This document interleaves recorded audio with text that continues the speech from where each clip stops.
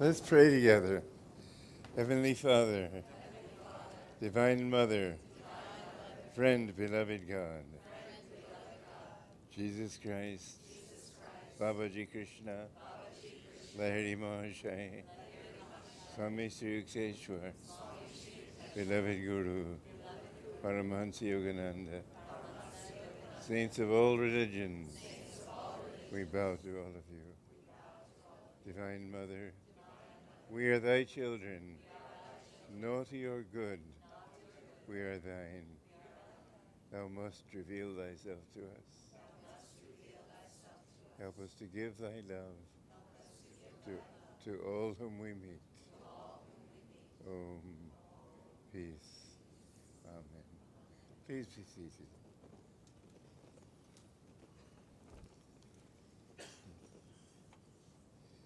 Well, today I will read from Conversations with Yogananda.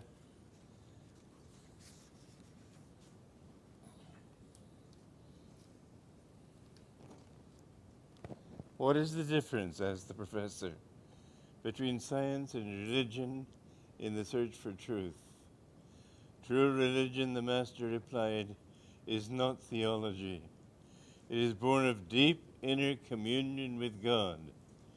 True religion teaches us, for example, how to become the atom, whereas theology at most only discusses the atom.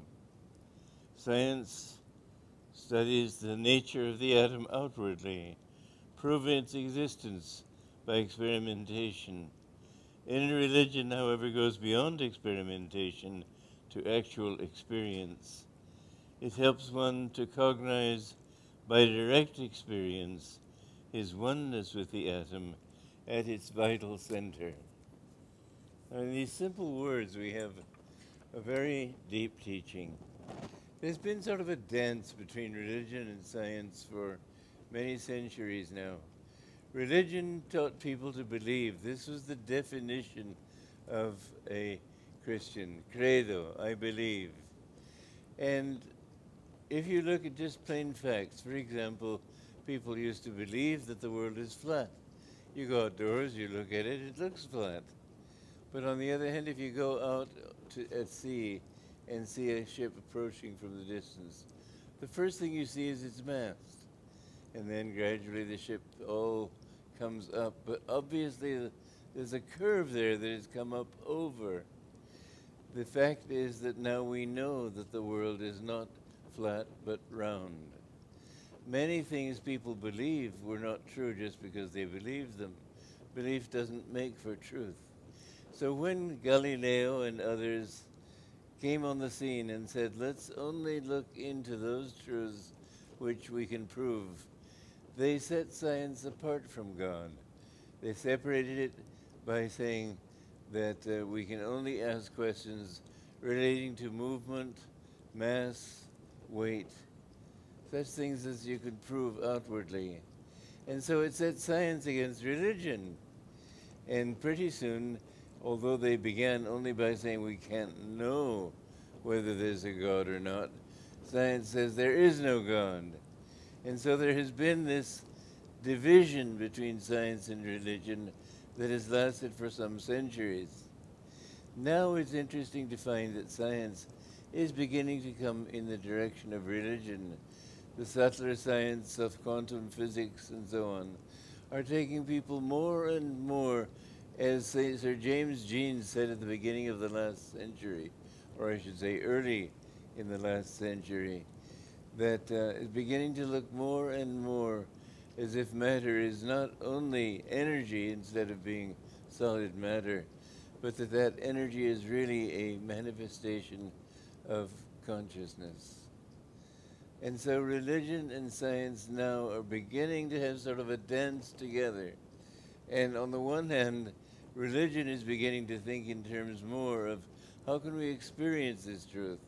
There have been people in religion who have come to this understanding on their own. I remember when I was a young man, before I read Autobiography of a Yogi, I was in a deep search for truth. And I desperately wanted to know what life is all about. I didn't believe in God, I didn't disbelieve in Him, but the God that I had been talked about shown, um, was something I couldn't accept. Somebody who would condemn people for ignorance. I mean, let's face it, God put us in a position to err if we possibly can. He put us, first of all, we have to put out energy to create our bodies in the mother's womb. Then we have to put out energy to eat. We have to put out energy to run and walk. And we have to put out energy to become complete human beings. And so gradually we find all our energy per force. We have no choice but to go outward into the world. This creates a bias. And all our movement, therefore, from then on, tends to be outward. And being outward, it goes through the senses, and therefore its first pleasures will be sensory ones. Drinking, eating, and it moves forward into all the different delusions that people can get into when their energy does go outward. They think their happiness will lie in things. They think that the more famous they are, the happier they'll be, the more fulfilled. The richer they are, the more fulfilled they will be. The more they can enjoy physical pleasures and comforts, the happier they will be. Nobody thinks inwardly. But I remember when I was seeking truth, I thought there's got to be some underlying reality. And first I was seeking truth in every way I could possibly imagine. I wanted to be an astronomer to begin with. And I think what drew me to astronomy was the fact that it was so vast, so inspiring in its vastness. But I finally realized that it's really based on facts, and facts don't satisfy. You can have 100 billion galaxies, or just one galaxy, or just a handful of stars around our own star, the sun. And it would make no difference to you or me. Science doesn't have to satisfy the heart. And I thought, well, I've got to go further than this. There's got to be some way of finding a truth that will affect man. Excuse me. And so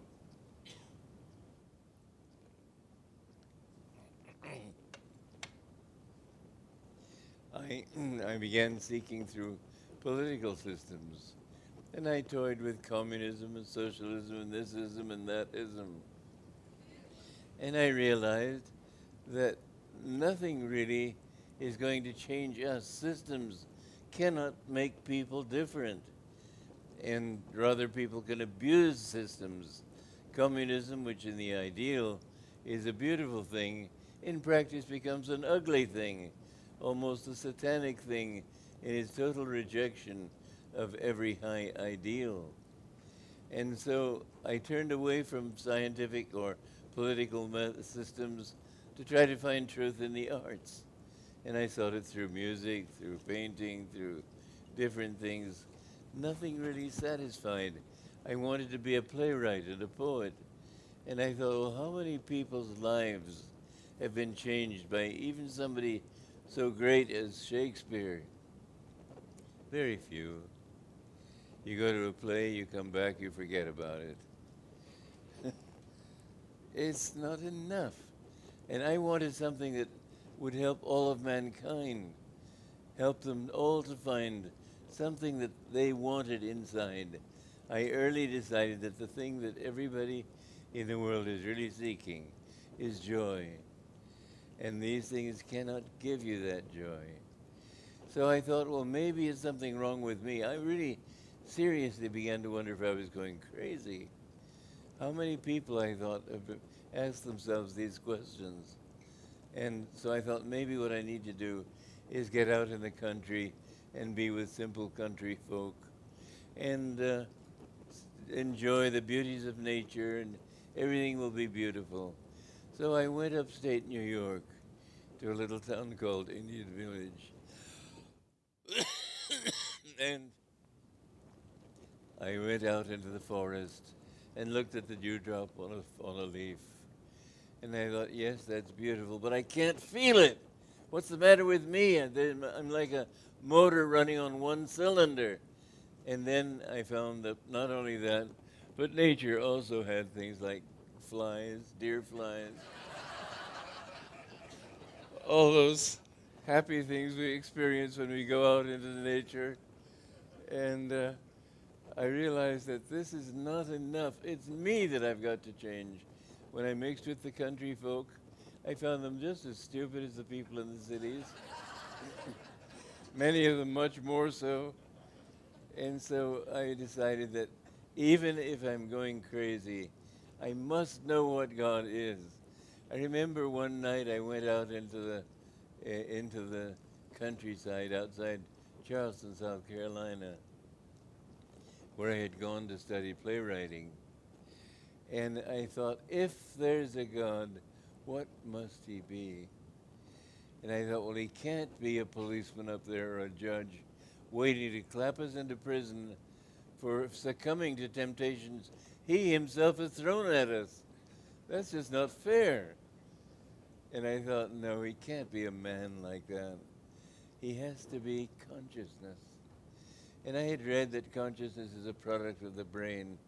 That means that we're like robots, programmed to do everything. I thought, well, you can program a robot possibly to eat, but you can't program any robot to ask questions like these. So I realized that I am conscious, but my consciousness is more than in my brain. I don't produce consciousness, I manifest it. And I realized that God has to be consciousness. If nothing else, he has to be consciousness. And I and my awareness have to be a part of that. And if that's true, then I find this true to be true in my life also, that the more in tune I am with that greater consciousness, the more clear my mind becomes, the more happy I become, and the more out of tune I am, the less happy I am, the less expanded, the more contracted and petty. And I realized that those things which helped me to be clear in my mind, like living rightly, were things that brought me closer to fulfillment. Whereas if I got drunk, I did not find fulfillment. I found a hangover. And so I thought, well, then, there can only be one purpose in life, and that is to realize God. And I didn't know what it meant. I did, as I said, wonder if I was going crazy. But finally I reached the point where I decided that even if I go crazy, I've got to do this. There can be no other answer. And I remember, as Haridas was just telling you, I was in New York. My parents, we lived in Scarsdale, and my mother at this time, we'd rented our house out in Scarsdale because my father had been sent to Cairo, to Egypt, to seek oil there. He was an oil geologist. And the day that I put my mother on the ship, I came uptown New York and I went to a little store, a bookstore, Doubletree, Torrance, on Fifth Avenue. And there I found Autobiography of a Yogi. To make a long story short, he's already told you the story. I took the next bus across the country. I saw this picture of Yogananda on the cover, and it was so attractive and so familiar. And I went 4 days and 4 nights all the way across the country. And when I first came, I had landed in Encinitas, and Sister Ganamata met me. And I told her that I wanted to be a disciple, and I guess she was testing me. She said, but have you just studied the lessons? I didn't know they had lessons. I didn't know I didn't know they had an organization. I just knew that I wanted to meet Yogananda and be accepted. So anyway, she said that you can't possibly join until you have taken the lessons. And I became very indignant at her. But I didn't realize who she was. But a very interesting thing occurred. She said that Yogananda was lecturing at the church up in Hollywood. And as I was on the bus, and again waxing indignant in my mind against this presumption of this old woman, I suddenly remembered her eyes. And I thought, oh, those eyes are there's a lot of wisdom in them. And I asked for forgiveness for misjudging her like that. And suddenly, I knew that I was accepted. How, I don't know.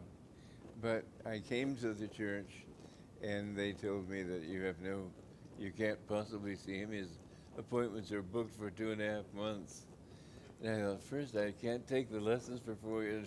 And I can't join until I've taken the lessons for 4 years. Now I can't even meet the man for 2.5 months. I was desperate. And I thought, I've just got to meet him. I was really like an overripe fruit, ready to fall from the tree. And I went out the door thinking, well, if I have to, I have to. I'll just have to be humble for a change. And I thought of going and living in the Hollywood Hills and coming to services and waiting till I could meet him. And as the moment I came to the door, I had just stepped outside the door, or was just about to do so, when the secretary came up from behind and she said, since you've come from such a distance, I will ask the master if he'll see you now. And she came back a few moments later and said, Master, we'll see you. So he told me, I want you to know that I'm not seeing you because you've come from such a distance. 2 weeks ago, a woman flew all the way from Sweden, and I wouldn't see her because Divine Mother didn't tell me to. He said, I only do what Divine Mother tells me to. And she told me to see you.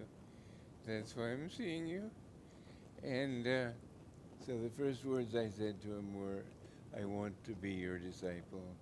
I had never dreamed I would say such words to anyone. But I knew in my heart, I desperately needed help. And through his help, I've gained whatever little bit I've gained in life, but to me, it's a great deal. I'm very grateful for having met him. I'm very grateful for the years of training he gave me, and for a teaching that finally, of all the different philosophies I've ever read, studied, heard about, it's the only one that makes absolute sense to me. It's not an exclusive philosophy. And there's another thing that I had against religion, was its exclusivity. If you don't believe in Jesus Christ just the way I believe in him, then you'll go to hell. I thought, this is nonsense. I just couldn't accept that kind of religion. But he said that all roads lead to God.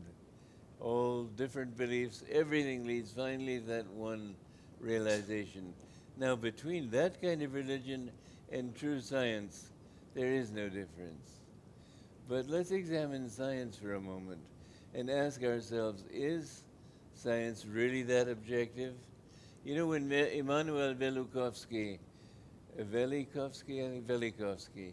he said that he came up with various theories that simply didn't match the beliefs of modern science. He said that Venus, for example, was pulled out of Jupiter by a passing comet, and that's why you have that big red hole or whatever it is on Jupiter. Well, you know that many book publishers wouldn't accept the publication of his books for them because the scientists had threatened to boycott any publisher that would publish his books. Is this scientific? I have found that scientists can be just as dogmatic as the most fundamental Christian. They're so sure of themselves and of what they know.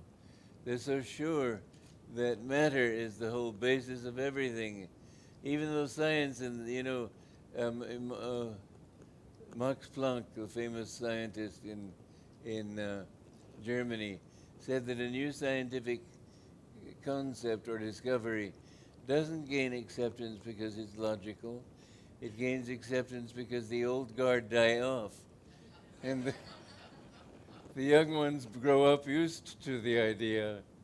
But human nature is dogmatic, and it tends to assert its own beliefs, and you can call yourself a scientist, but you're just as much of a bigot as religionists until you understand the importance of experience.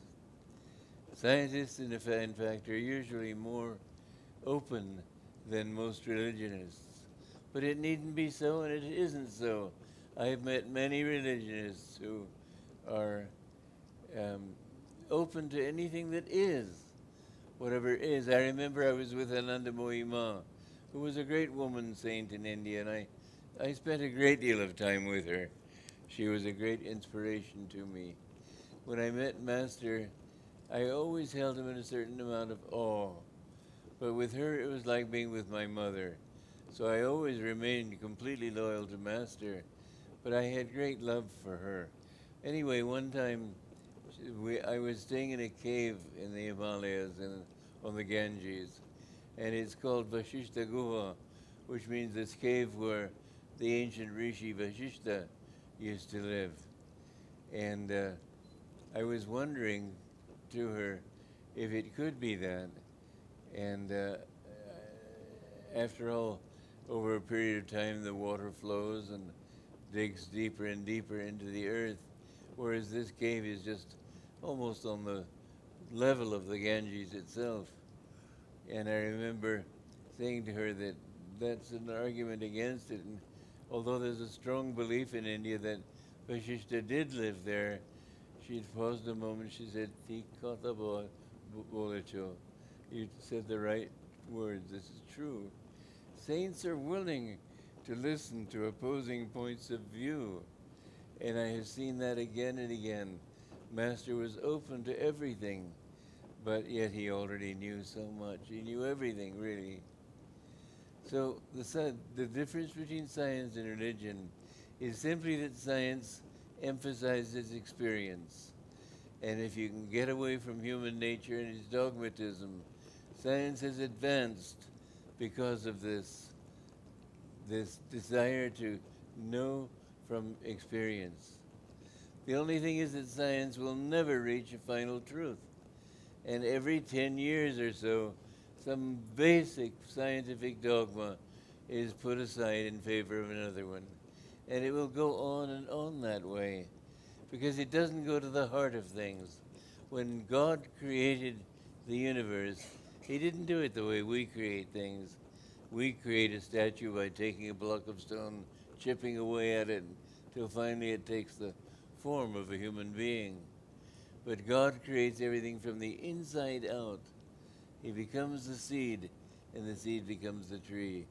He becomes the atom, and the atom gradually coalesces with other atoms and forms of different shapes in the universe. But everything is, as Master said, center everywhere, circumference nowhere. This is the beauty of true spiritual science, you might say, because the spiritual scientist says, I want to know from my own experience. Like that story in Autobiography of a Yogi where Sri Yukteswar tells Yogananda that his mother said to him once when he was a boy, don't go in that closet because there's a ghost in there. Probably she didn't want him to mess about with things in the closet. But as soon as she said that he was a ghost, he said, well, let me go and find out. So that was his draw. Well, this is the right attitude. A true seeker of truth will examine everything, and particularly he will examine those things which oppose his beliefs, because he wants to know from his experience. So if you're really seeking truth, don't be afraid of challenges. Somebody said to Master something about this. Master said, truth is not afraid of challenges. Challenge your own beliefs.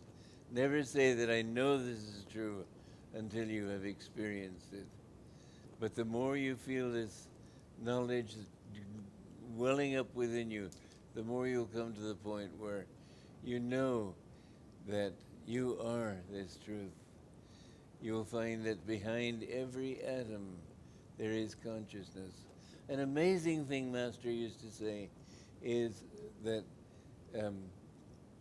God is, well, this was said first by Swami Shankaracharya. What's amazing is Master's translation of that. Usually people just say Satchidananda, which is the nature of God according to Shankara, is Satchidananda. And usually the translation of that is written as existence, consciousness, bliss. Doesn't mean anything when you put it that way. But Master said ever existing, ever conscious, and a beautiful new thought he introduced, ever new joy. Ever new joy.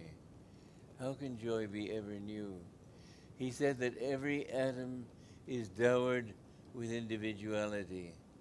This is an incredible thing, that when you see every person in this world, everybody is different. What God has been able to do with 2 eyes, a nose, and a mouth is just unbelievable. Everybody is different somehow. And if we look at every human being, everybody is seeking. I remember this was an experience I had in a hotel room in Florence, Italy, just a few months ago. I was seeing in my dream all sorts of people, and I knew that what everyone was seeking in that dream, regardless of his expressions, regardless of the hardness of his materialism or whatever it might be, everybody was seeking the same thing, bliss. This is our nature. We've come from bliss. But the other beautiful thing in that was that everybody expressed that bliss and that search for bliss differently. Bliss is also ever new, that it's different in every human being. It's different from moment to moment. The inconceivable nature of such a divine consciousness is really beyond imagination. But I remember in my dream waking up and thinking, that is why we should love everybody, because they're all seeking the same things. They're all seeking the same thing, that bliss. And I remember I was looking for some paper to write this down on because it was such a glorious thought, and I couldn't find any. The hotel didn't provide it to us, which usually they do, but they'd forgotten to. I didn't have any paper in my suitcase. And finally I found a little paper doily under a glass, and I wrote everything down as I possibly could. But it was really a high point in my life to realize the reason I should love everybody and do love everybody is that we're all seeking. Even the worst mafioso is seeking bliss. The only thing is he doesn't know it, that's all. He thinks he'll find it through power, through revenge, through money, through all sorts of worldly things. And he doesn't find it. And so it is that you keep running down the trail looking after this thing and that thing, and in the end you don't find it. It's sort of like a story. I've told this story many times, so if you've heard it before, don't yawn, just wait. But it's a story about a U.S. Army camp where they were training young men to be soldiers in the Second World War. And this young man was picking up papers off the ground, throwing them down. This isn't it. This isn't it. This isn't it. Finally, people seeing him doing nothing but this recommended that he go to the camp psychiatrist. So he went to the psychiatrist and he took up pieces of paper from the desk and so on. This isn't it. This isn't it. Couldn't even get the psychiatrist, couldn't even get him to say anything else. So finally he recommended him for a medical discharge. And as soon as he got that discharge, he said, this is it.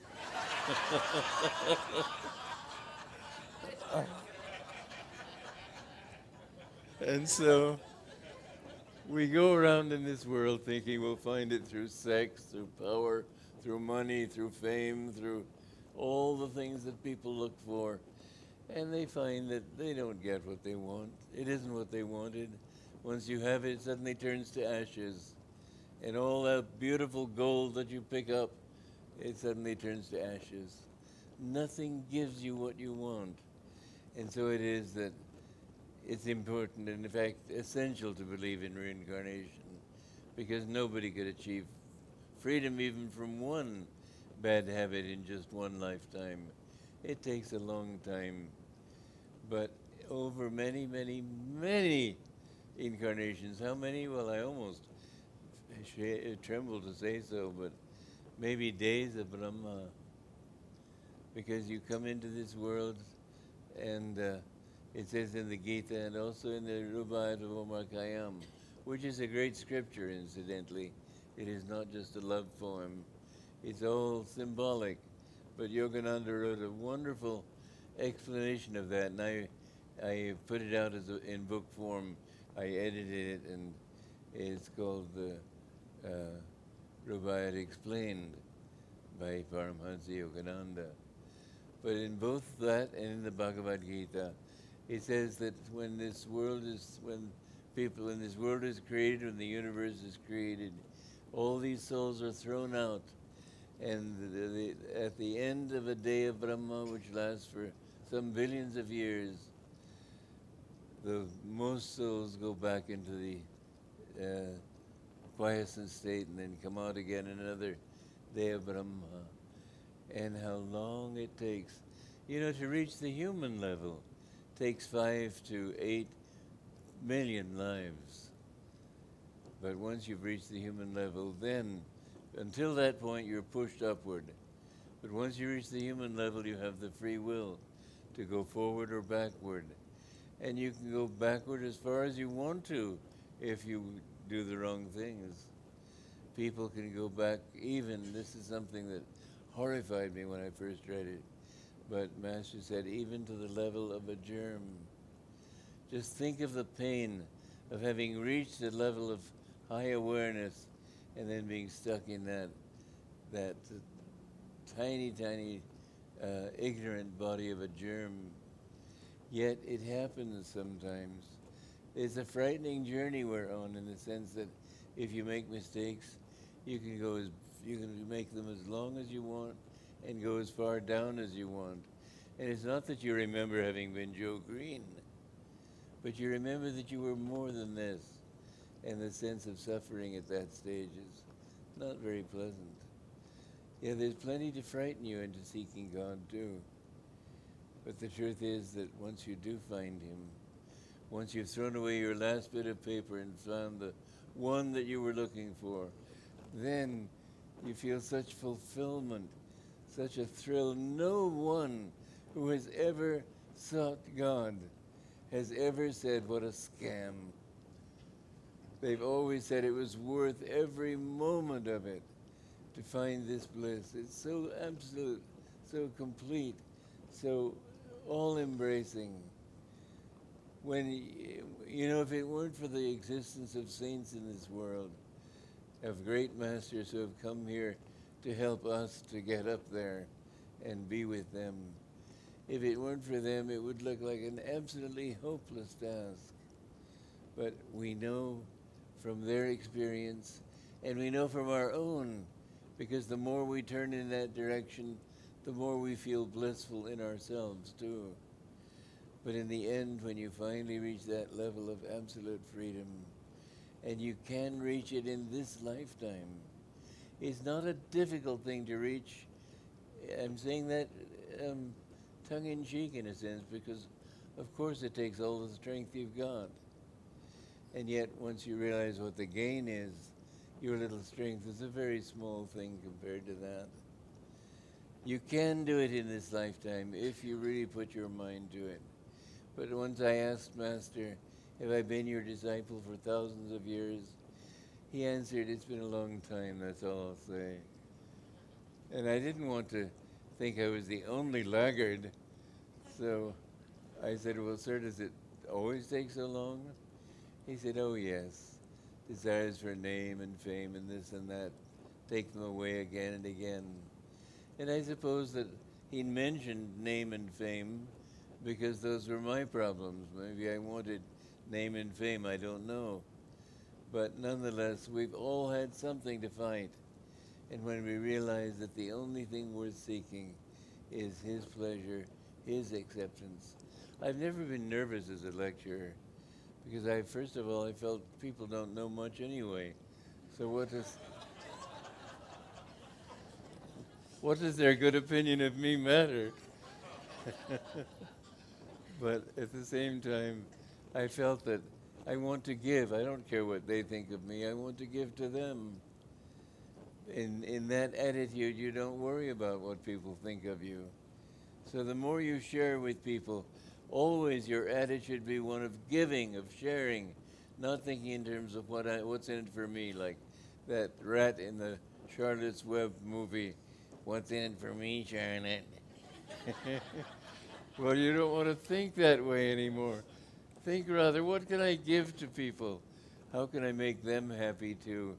This has been really my motivation all my life. I've never cared for money or recognition or anything, but I have had this really intense desire to see everybody in the world feeling blissful. And this has been my motivation, even in coming to Master. As I was crossing the country and I was thinking that if this is such a great teaching, I want everyone in the world to know it. That's why he singled me out among his disciples and kept telling me you have a great work to do and urging me to understand that I was to carry forward his teaching to others. And this has been my job in life. When I was thrown out of SRF, it was really the greatest blessing that ever happened to me because it made me free to serve him without feeling that I had to serve an organization. And I could serve him the way he had told me to do. I could never have done that within the organization. But it was a great blessing because in this way, I don't have to worry about what I'm supposed to say. I can talk from my heart. It's been the most wonderful experience. I've been doing this now for just about a little over 62 years. And it's only become better and better and better. Now often I feel so much bliss that it's hard to bear. But this bliss is something I want everyone to know. Everybody is made from that bliss. Everybody is an expression of that bliss. And the more you feel complete in yourself, the more you will find what you yourself are looking for. So this is scientific in the sense that it's based on experience, and it is religious because it aspires to God. And science usually tries to put God out of the picture and seek only a truth that they can grasp with their own mind. Religion has this difference. You know, in the teaching of yoga, they say yoga chitta vritti nirodha. Yoga is the neutralization of the vrittis or whirlpools, eddies of feeling. Feeling is the essence of consciousness. Reason analyzes, reason watches, feeling identifies with. It's your feelings that need to be uplifted. When I came to Master, I was very intellectual, and he kept telling me, get devotion, get devotion. So I worked on it until I finally found that that's the only thing worth having. When you feel in your heart, then you know what it is you really want. So true science has to include the heart, and true science doesn't include the heart. Therefore I say that science without religion, science without high aspiration, science that always says, oh, it's only this, it's only that, it doesn't give you the truth that you're looking for. Religion in churches and so on, that doesn't give you what you're looking for. But seek that God within your own self. I was lecturing in Australia some years ago, and somebody said to me after a talk of mine, he said, well, I heard what you had to say about God. What do you have to say to me? I'm an atheist, as they put it. And he said, what can you say about God that I could accept? And I said to him, why don't you think of God as the highest potential you can imagine for yourself? And he said, well, yeah, I can live with that. But just don't say, you don't have to believe in God. You don't know what you're believing in anyway. But if you believe in your own self, in that part of you which longs for something more, that gives you a touch. We can only touch on God as far as we ourselves have understood of life and what it's all about. So if you're thinking of bliss, think of God as that bliss. Sooner or later you'll come to the point where you become one with Him. And then you will realize that you have never been any different from Jesus Christ, from Buddha, from Krishna, from all the great masters who ever lived. You are that. I remember one time when I was a young man, my guru told me to grow a beard, and I said, sir, do you mean it? Nobody in those days grew beards. But he said, yes, try it. And I remember the first time I had been growing this beard for some months, and it had to look a little shaggy by that time. And my parents were coming, so he had me sit down, and he brought out a pair of scissors and cut my beard himself. And he was laughing and chuckling all the time, but he wanted it to kept this length, and so that's the length I've always kept it. But the experience of having a beard was such that people used to think I looked like Jesus Christ. And Master mentioned this one time, and I said to him, well, sir, I'd rather be like Jesus Christ than look like him. And Master said, that will come. He saw all of us as potential Christs. He always saw each one of us as potentially divine. That wonderful thing that I saw about him that moved me really, sometimes almost to tears, was the deep respect he showed to everyone. I remember after one function there was some Indian man who was sort of a little tipsy, and he put his arms around him like this, and Master just took it very calmly, and one Bengali student of his spoke to him in Bengali. This other Indian wasn't Bengali, and said something derogatory. I didn't know Bengali then myself. And Master said, don't. To him, the man had the dignity of a child of God. And so he saw each one of us. He had that kind of respect for us, which you would not expect in a teacher of his level of wisdom. But he saw in each one of us that potential divine which he himself had attained. You must have that kind of faith in yourself. When you go to the mirror in the morning and you look at yourself, and that's not you. You aren't that person. You aren't that person who's an American, a man or a woman, rich, poor, all the different characteristics that you think define you. Get rid of your self-definitions. The entire spiritual path is a process of getting rid of self-definitions, of thinking that I am this or that. You are everything. You are that potential at your own heart center that can become everything. You are God, except you can't say that the wave is the ocean, but you can say that the ocean has become all of its waves. So let that ocean become you. I remember one time I was sitting at Master's feet, and he was sitting in a chair and editing his Bhagavad Gita commentaries. And I was thinking what a wonderful thing it is to be his disciple. And I remember he finished his editing and asked me to help him stand up.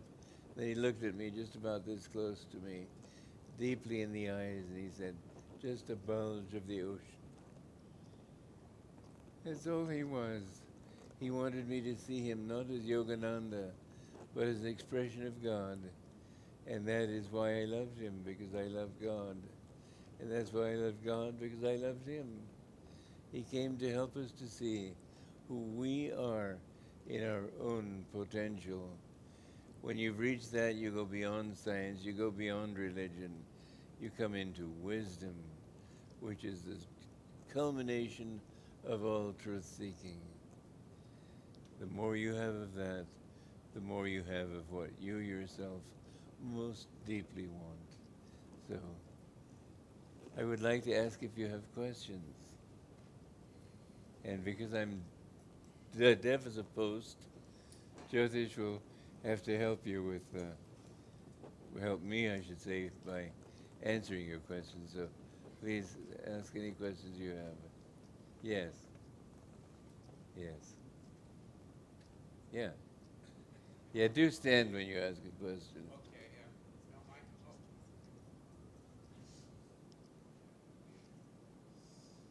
Thank you, Swami, for a beautiful talk. On the subject of potential, there's so many potential movements out there. And sometimes, how does one know when you've reached that expression of your fullest potential? You've mentioned words such as Yogananda was asked that question by the same professor who I quoted in this reading today.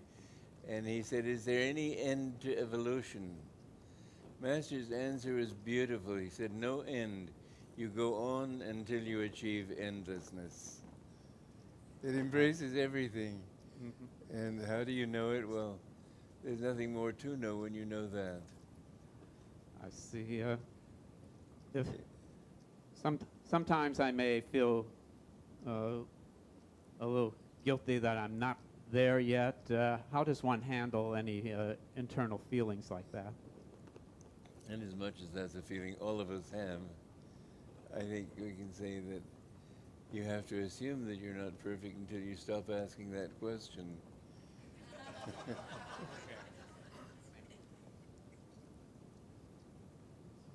Any other questions?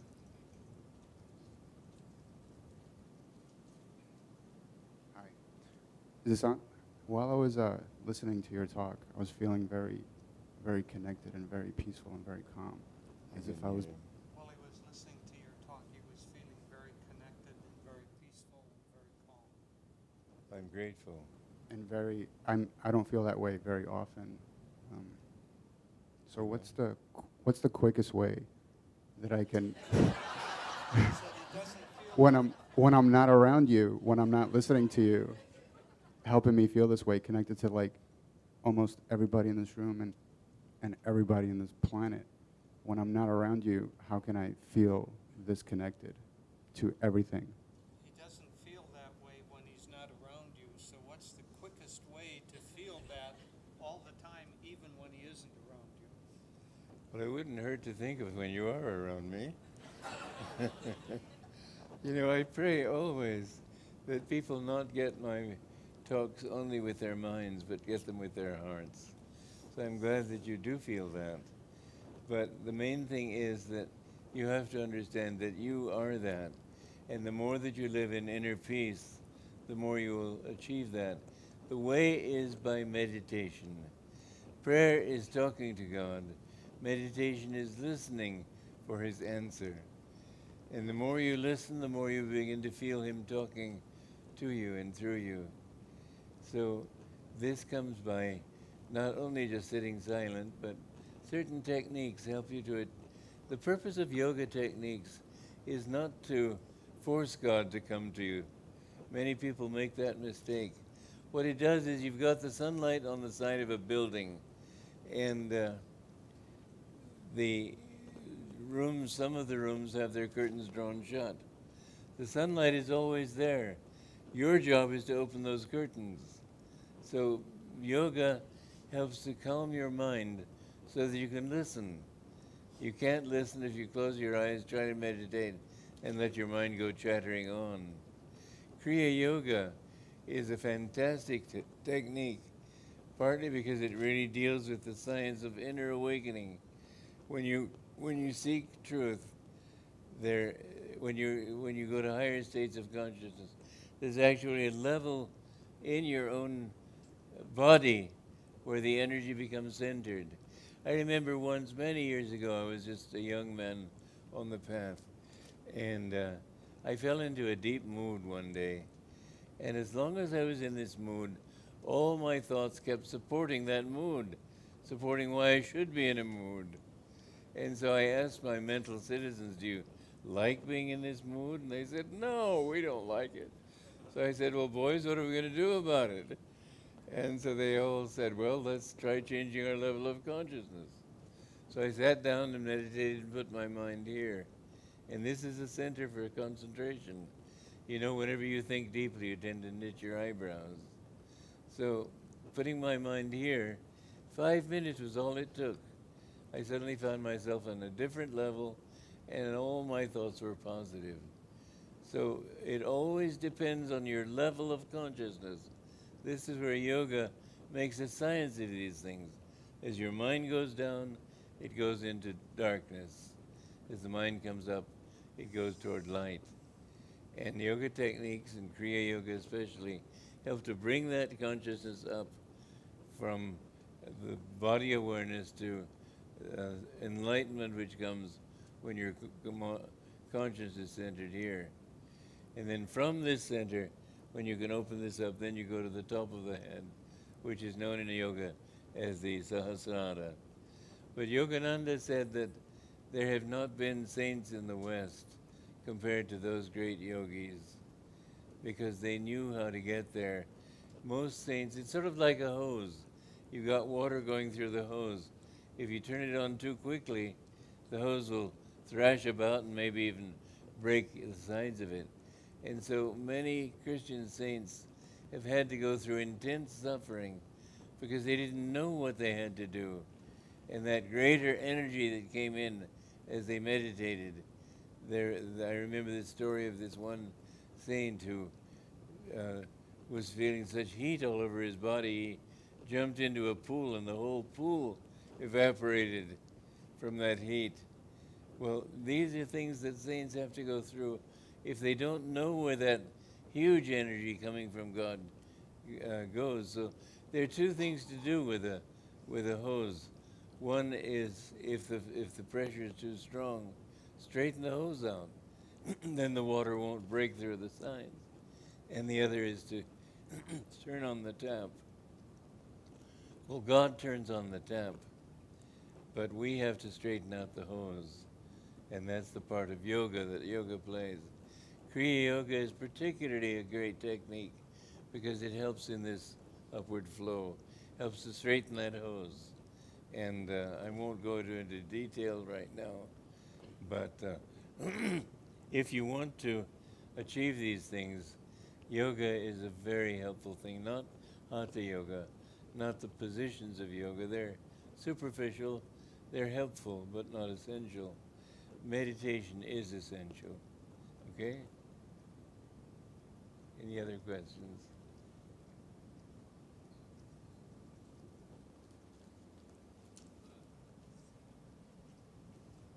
Hello?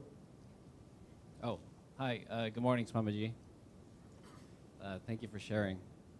Turiya is probably a little nervous right now.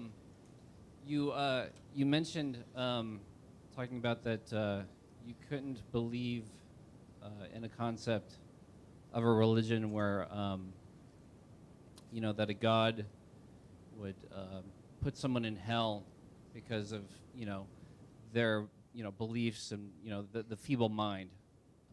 Correct? Can anybody hear me? Yeah, we can hear you. Okay. He can hear you. He said so far that you mentioned that you couldn't believe in a religion where God clapped people into prison for a few. Yeah. Right. And I agree. It seems like it's a fear tactic of Christianity to sort of keep them in that religion. But then you talked about reincarnation, and once you hit that human level, that you can go backwards all the way to being a germ, depending on your actions and what you do. And for me, I sort of I'm apprehensive about even that concept because it seems similar. That seems like a fear concept in itself. Could you stop a moment so you can tell me? The concept of God clapping us in hell seems like a fear concept. Yes. But he feels similar about the concept of regression back to a germ. It Well, seems like a fear concept. I agree completely. And there is an element of fear on the path. I was so scared of the thought of falling down when I was seeking, and before I met Yogananda, and I would see the worst sinner and realize I could have made those mistakes. I could be like that. And that certainly is a fearful thing when you realize how easy it is. One little misstep can lead to another. Yes, there is an aspect of the spiritual path that does inspire fear, and we are driven forward by fear. We're driven forward by suffering. If all this world were just, everything were peaceful and beautiful, and we never suffered, very few people, if any, would seek God. It is through those things that we seek Him. The difference between that concept of God clapping you into prison and you going into prison voluntarily is what we're talking about here. You have chosen to go downward, and you can go as down as far as you want to until finally you say, this is just not what I want. And then sooner or later, you will have to turn back. And it's by your will that you find God. God puts out all the temptations, you might say, to seek Him. He puts out this desire for bliss in your heart, this desire to be peaceful and happy and so on. And He gives you that. And if you choose that as opposed to the other that makes you think that happiness is excitement, for example, gradually you overcome all these mistakes. But reaching the human level, it is possible to go in so many directions. And that's where the power of free will comes in. We have the power to either accept Him or reject Him. But it isn't God doing it to us. That was the point I'm trying to make. We do it to ourselves. Okay? Any other questions?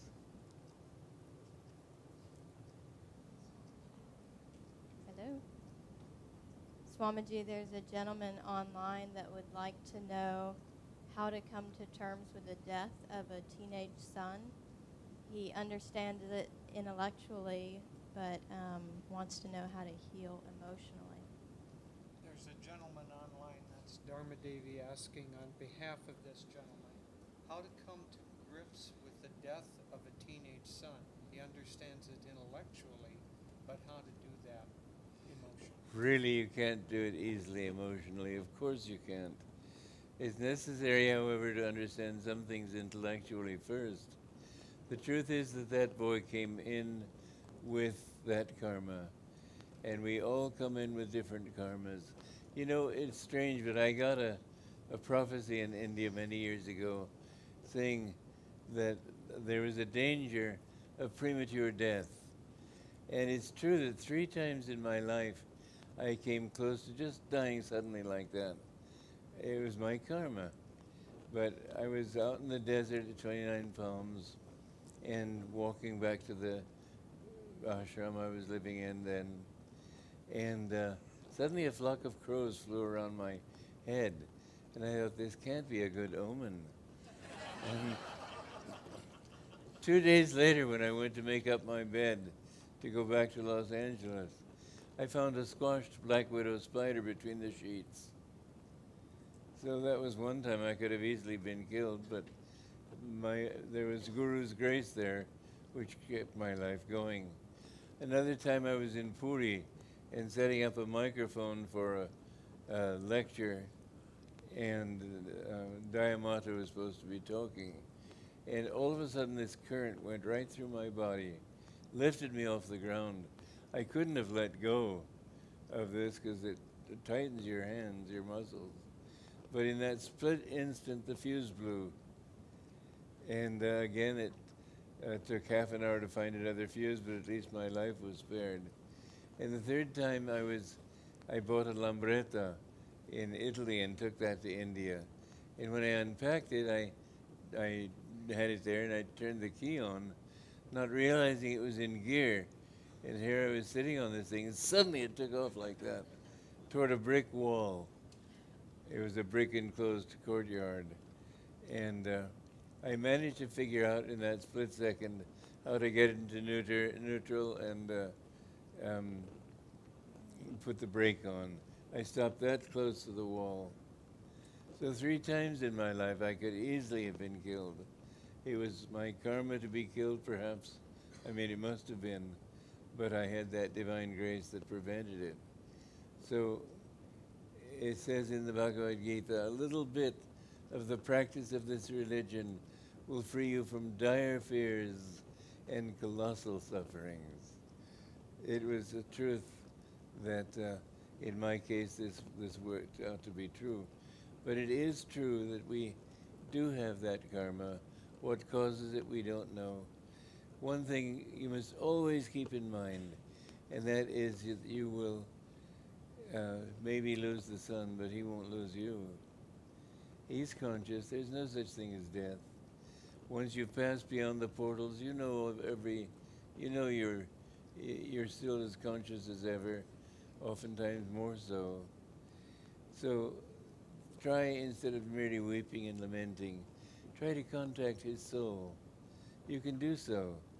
I don't say go to a medium, but in deep prayer and meditation, he may come to you in a dream. He may come to you when you're... but I know, for example, when my father died, I could feel his consciousness there. And it was just the consciousness of a young man again. He died at my present age.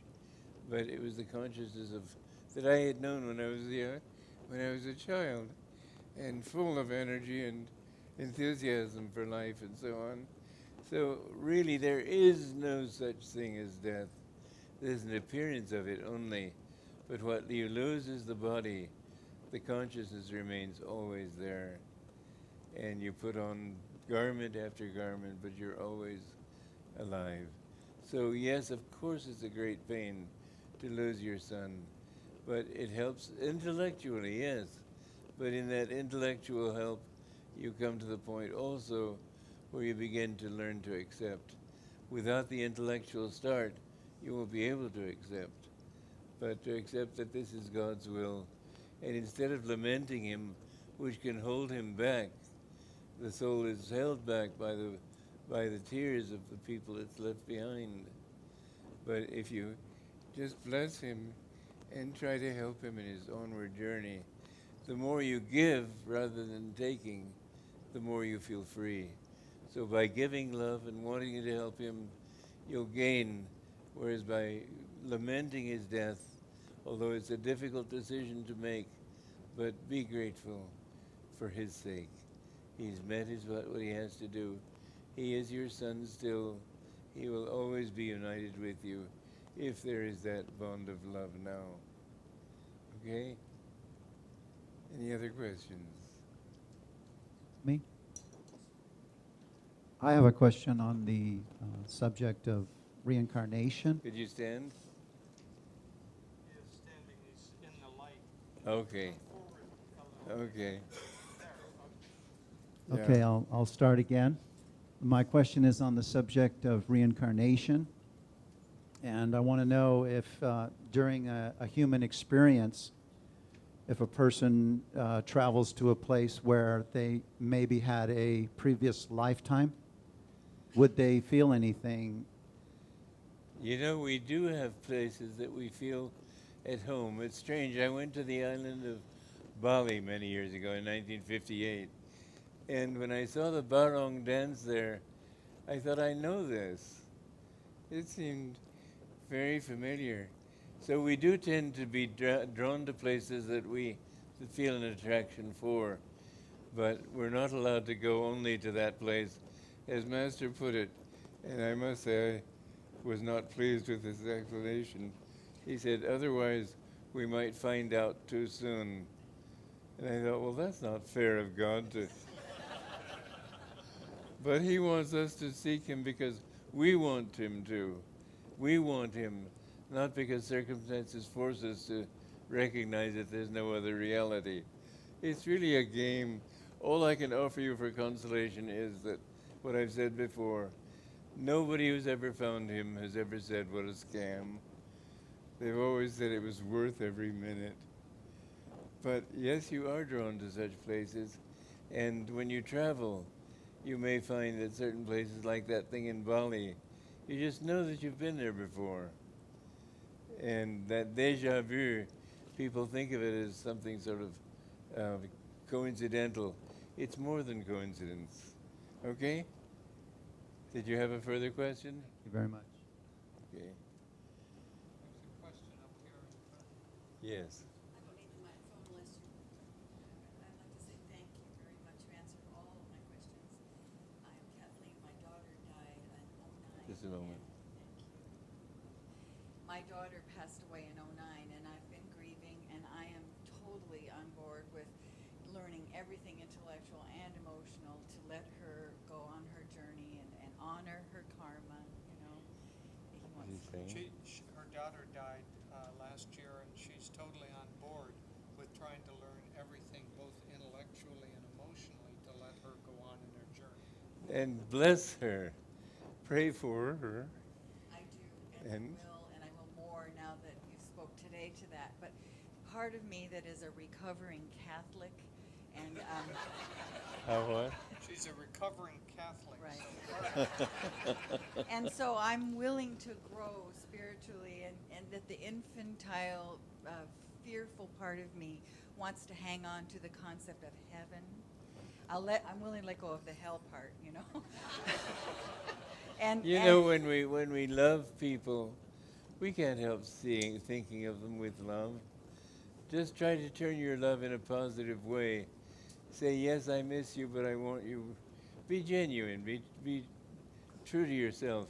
Thank Say, I do miss you, but I want you to be happy where you are. And I want to know if you can give me permission to believe in heaven so I can see her again. Will you give her permission to believe in heaven so that she can see her daughter? I certainly do give you that permission.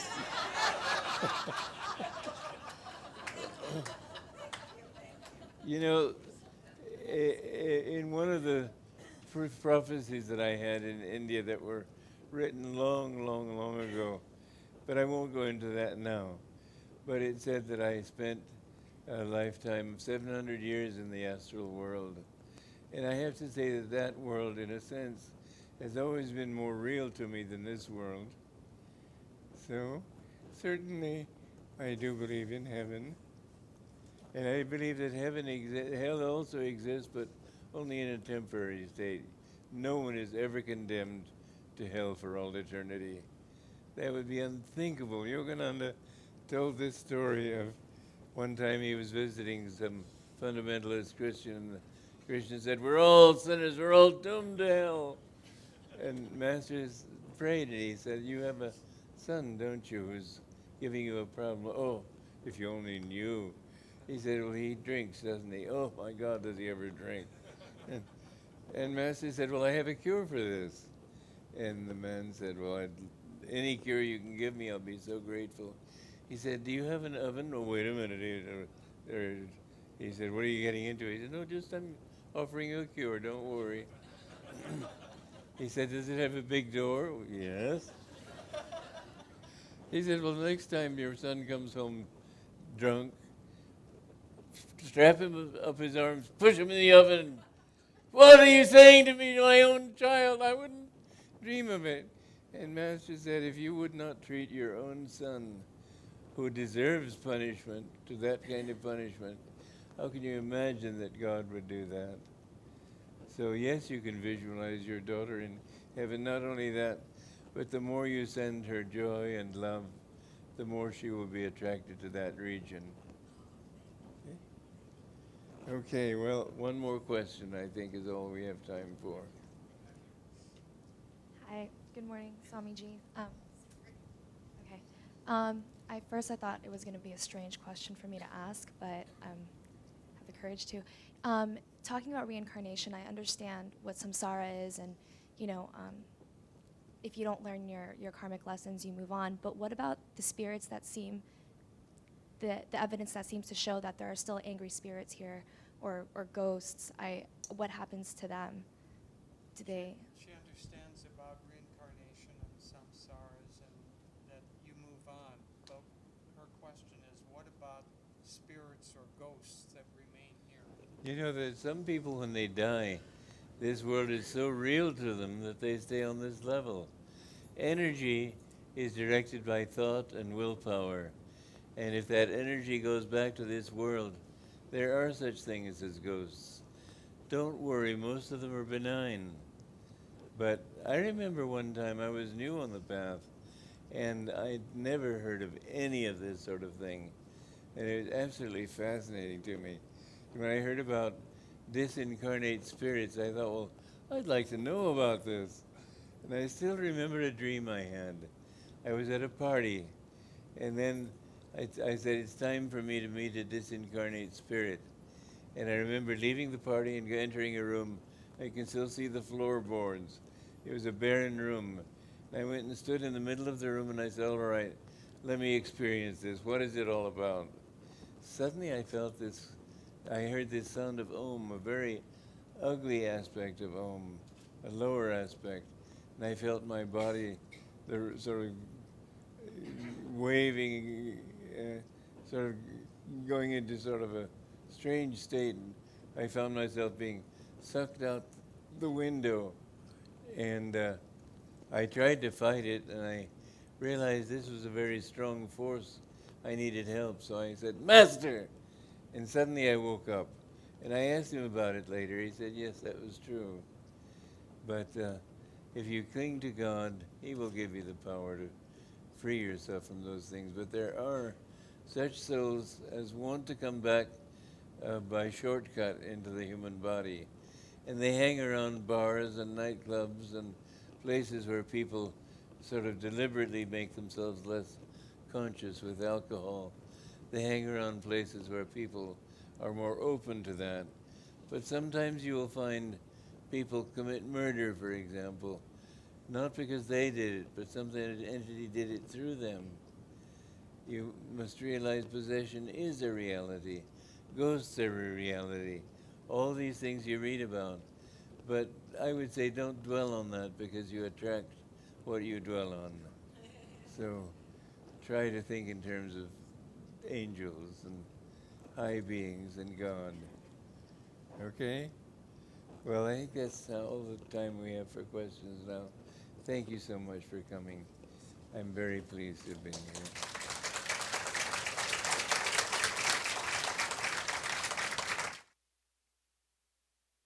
Out in the lobby or wherever it is, we're having refreshments. So if you want to ask me more, I'll be there. Okay.